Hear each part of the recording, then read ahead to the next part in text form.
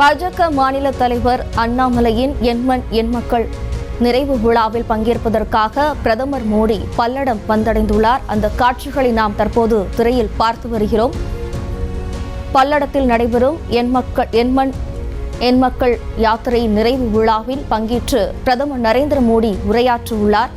அதற்கான ஏற்பாடுகள் சிறப்பாக செய்யப்பட்டுள்ள நிலையில் தற்போது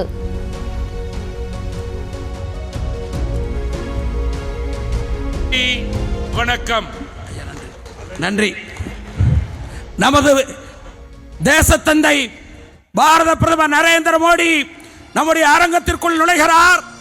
அனைவரும் வாழ்த்தொலி எழுப்ப வேண்டும்.